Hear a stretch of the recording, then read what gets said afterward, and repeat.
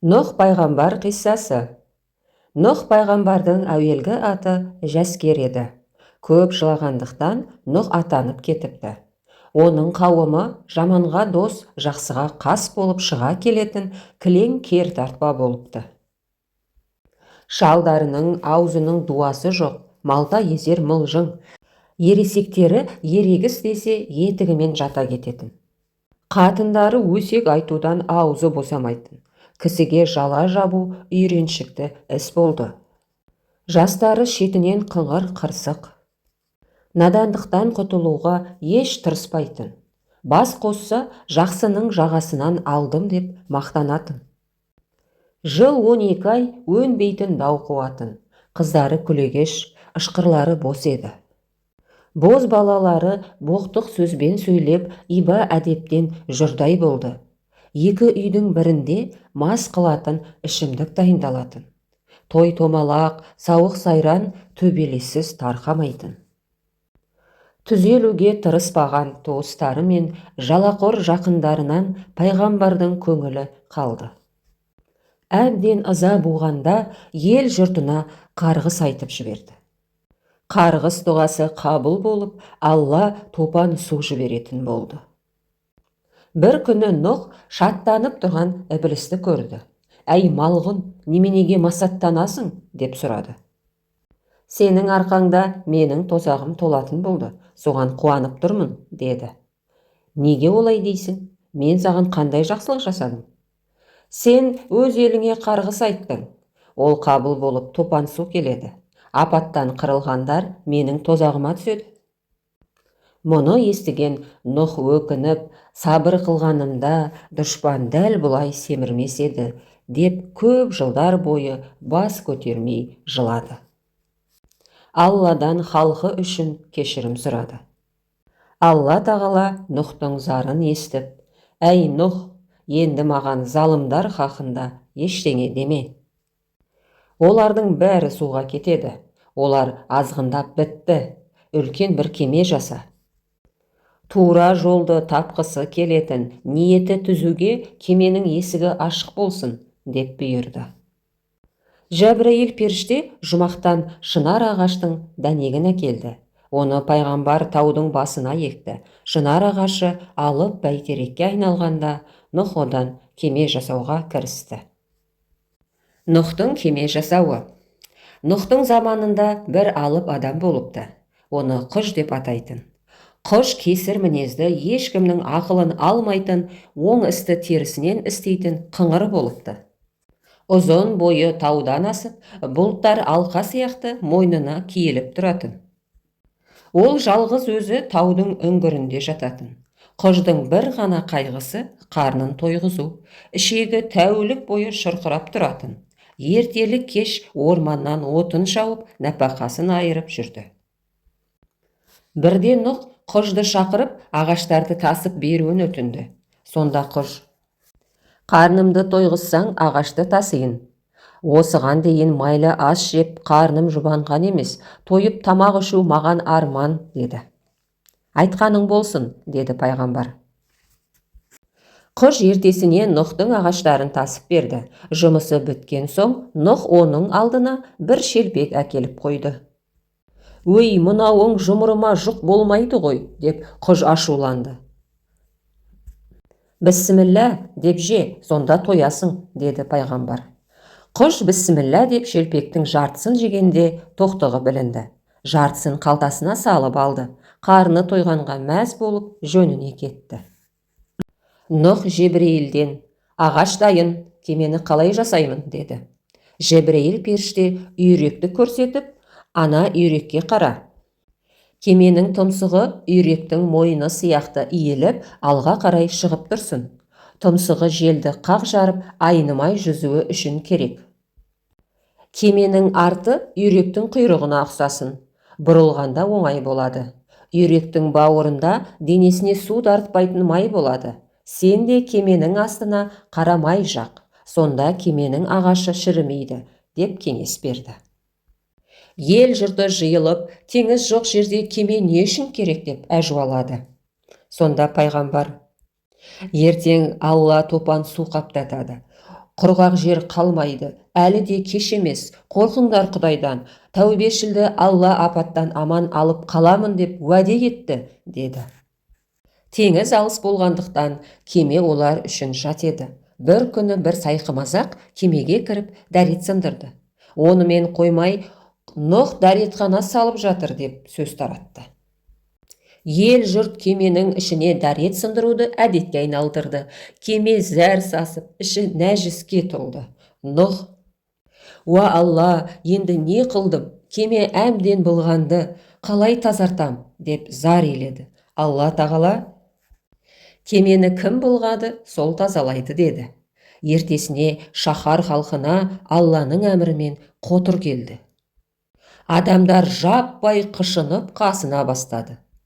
Тоқтаусыз қасынып, үсті бастары жосадай қан болды. Қотырға ем таппай дал болды. Баяғы сайқымазақ әдетінше кемеде дәрет сындырып отырғанда, қотырын қасимын деп нәжісіне тайып жығылды. Сол сәттен бастап қышуы сап тыйылды. Қуанып кеткен ол елге жар салып: «Ау халайық, кемеде шипа бар. Кім ішіне барып аунаса, қотырдан құлан таза айығады», деді. Өңкей кесел кемеге лап қойды. Кірген бойда нәжіске қарамай аунай бастады. Расында да бәрі жазылып, жандары жай тапты. Олар бір-біріне: «Бұдан былай кемеге дәрет сындырмайық, ауырғанда таза жерге аунайық», деп оны жуып шайып айнадай жарқыратып қойды. Нұх Алланың шеберлігіне риза болды. Кеме дайын болған соң Нұх пайғамбар: «Я Алла, кемеге жетерліктей азықты қалай жинаймын?» деп сұрады. Ұлы Алла: «Құлым, қам жеме, ертең кемені азыққа толтырамын», деді. Нұх пайғамбар ертесіне келсе, құмырсқалар аузына бір-бір дәннен тістеп кемеге тасып жатыр екен. Нұх оларға риза болып, кемеге ең алғаш құмырсқаны кіргізіпті. Азық-түлік толық жиналған соң, Нұх: «Топан су қашан келеді?» деп сұрады Алладан. «Әйеліңнің тандырынан су шыққанда», деді Алла. Арада көп уақыт өтпей, әйелі от жағып отырғанда тандырдың түбінен сыздап су шықты. Нұх апаттың басталғанын бірден біледі. Ол өзіне ерген момындарға хабар жіберді. Өзі де асығыс барлық мақұлықты жұп-жұбымен кемеге жайғастыра бастады. Осындай қапылыста есек ішке кірмей табалдырықта тұрып қалды. Нұхты ашу қысып: «Әй малғын, кірсейші тез», деп айғайлап жіберді. Сол кезде ішке есек емес, ібіліс кіріп үлгерді. «Саған кім рұқсат берді? Шық», дегенде ібіліс: «Малғын, есектің емес, менің атым, маған кір деген өзің», деп уәж қайтарды. Нұх тосылып қалды. Сонда ұлы Алла: «Ібіліс менің кеңдігіммен кірді. Оны қума.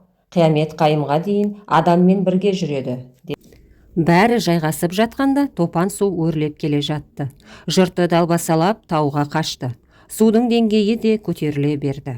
Оған көктен нөсер қосылды. Селге сел қосылып, тасқын су шаһарды лезде шайып кетті. Алла Нұхқа әмір етіп: «Нұх, менің әділ Құдай, кең Құдай деген сипатым бар. Соңғы сәтте тәубе қылса да, оларға рахмет қақпасы ашық. Ең соңғы тұрғын опат болғанша кеменің есігін жаппайсың», деп бұйырды. Нұх райынан қайтқандар болса кірсін деп күтіп тұрды. Таудың ұшар басына тығылғандар кемеге жете алмай сол жерде опат болды. Топан су толық басқанда есік жабылды. Нұх пайғамбар қарбалас болып бидай дәнін ұмыт қалдырады. Тәңірдің адам атаға арнайы берген несібесін ұмытқанына уайым шегеді. Не істерін білмей торығып отырғанда қасына ит келіп, аузына тістеген бидай масағын береді. «Ырзығымды өзіммен бірге ала кірдім», деді ит. Нұх оған риза болып: «Менің ұрпағымның адал серігі, үйдің құты бол», деп басынан сипапты.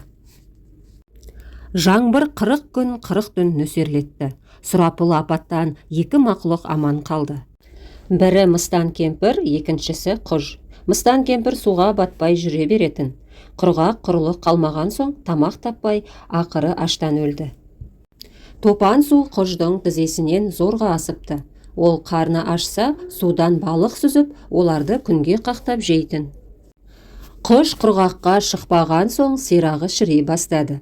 Балтыр еті жидіп, сүйегі көрінгенде жүруден қалып, құлауға айналды. Сол кезде Нұхтың кемесі алдынан шыға келді. Шайқалақтап әрең тұрған құж тура кеменің үстіне құламақ болды. Құждың қыңыр мінезін жақсы білетін Нұх: «Біздің үстімізге құла, кемені басып қал», деп айқайлады. Құж қырсықтығы ұстап кері қарай құлады. Кеме аман қалды. Құждың денесі шірігенде сирақ сүйегі Ніл дариясының үстіне көпір болып қалған екен. Нұх 6 ай жүзді. Су тартылып, жаңбыр тоқтады. Пайғамбар кеме шалдыратын құрлық іздеді. Сонда әлемдегі асқар таулар: «Нұхтың кемесі маған тоқтайды», деп таласты. «Қазғұрт тауы ғана кемеге тұрақ болуға лайық емеспін, тым аласамын. Асқар таулар тұрғанда Құдай мені қаламас», деп тәкаппарлық көрсетпей кішірейіп тұрды. Құдайға Қазғұрттың сынық мінезі ұнады. Қазғұрт кішік болғаны үшін ұлы Алла Нұхқа «Кемені Қазғұртқа бұр» деп әмір берді. Кеме Қазғұрт тауына сау-саламат жетіп, тіршілік сол мекеннен қайта тарады. Кемеден шыққан соң үлкен мейрам болды. Пайғамбар шүкіршілік етіп той жасады. Олар көктемнің алғашқы айында құрлыққа шыққан екен. Наурыз мейрамын тойлау содан бастап дәстүрге айналыпты.